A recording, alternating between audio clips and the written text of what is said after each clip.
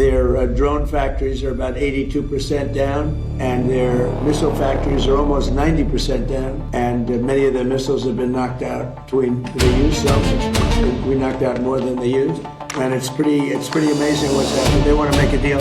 But despite the fact that we are in what some people would call a war, we got to do something about Iran. They want to have a nuclear weapon. You can't let them have a nuclear weapon. And I hated to do it to my people because they said 50,000. Peter, you know this, that 50,000 wouldn't be obtainable in my 4 years, or anybody's 4 years. We hit 50,000 in my first year. We hit 7,000 on the S&P. They said that would be even less attainable, and we hit that at the end of the first year, before the year was up. And then I said to Kevin, sorry about this, Kevin, but we have to put out a fire, and the fire is taking place in the lovely country of Iran, and they want to have a nuclear weapon. And if we didn't use this beautiful, see that plane right there, that beautiful B-2 bomber? It looks small there, but it's actually it doesn't look very powerful there, but it's quite large, actually. We ordered 25 more of them, the updated version, all built in America, which is very nice, right? But if we didn't have that B-2 bomber, if we didn't go in and do what we did, we obliterated that nuclear capacity of theirs, and so they didn't get the nuclear bomb. If we didn't do that attack, should have been done long before I came along by other presidents, or by another country or something, but it should have been done long before. They are in very bad shape, and they've got nothing going, including leadership. I mean, their leaders are gone. They have a whole their first string leaders are gone, their second string leaders are gone. Now we're dealing with their third string. It's been an amazing period of time. We're getting along with them great. We're working very closely with them. They're doing more oil now than they've done in many, many decades, actually. And they're making more money, and so it's like a joint venture, to be honest. And we've paid for the attack many times over. The attack, something you've never heard before, probably. I always used to say to the victim, belong the spoils, but we paid for the attack. But it was a less than 1 day attack. It was actually a 45-minute attack. And that's a good, they have a good military in Venezuela. They just expect that and that. These suckers come at you at 2,500 miles an hour at 25 feet off the ground. You say, this is not what I bargained for. This is no good. Anyway, so, and now, Venezuela was amazing, but now we're doing essentially, it's larger, but we're doing essentially the same thing in Iran. Can't let Iran have a nuclear weapon. And their economy is crashing. The blockade is incredible. The power of the blockade is incredible. They're not getting any money from oil. And hopefully it can be worked out very soon. Yeah.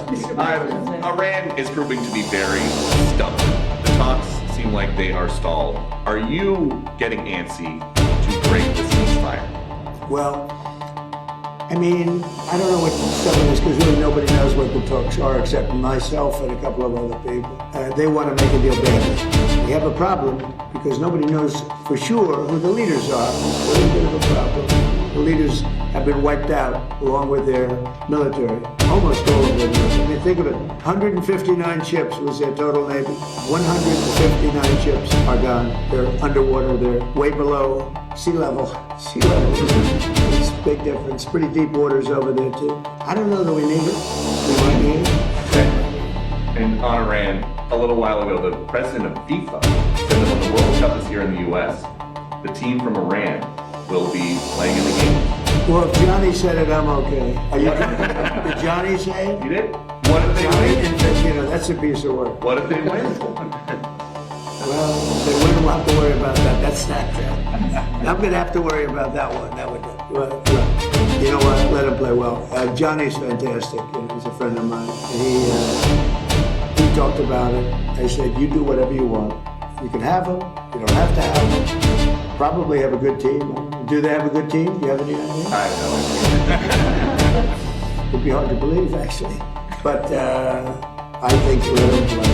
Right? This is a little bit different, but what is your take on these reports in your show?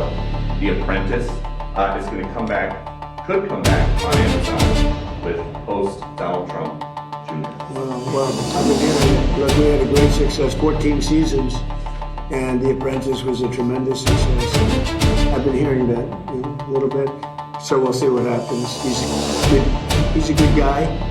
He's probably good. He's got a little charisma going. We need a little charisma for that soccer smash.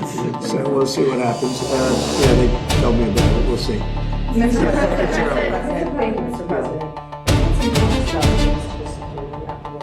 changing my security. Changing.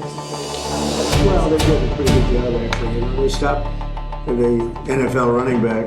He was like a running back. In fact, if he ever got out, they're probably going to sign him. He was a speedy guy, but he was stopped. They had many levels in front of him before he would even come to us.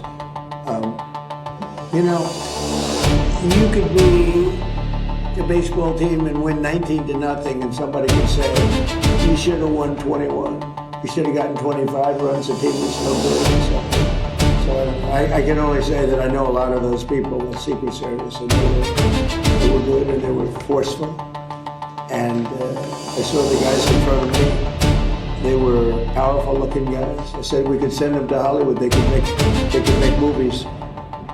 I think that there's always room for improvement, right? And he got into the building. The problem is that I know that's what I do. I build buildings like that, much nicer, but I build buildings like that. And you know, when you have 1,000 rooms sitting on top of a ballroom, and you have the elevators coming down right near the entrance, it's a pretty tough situation. Now, right outside, we have something that's on time, on budget, actually ahead of time.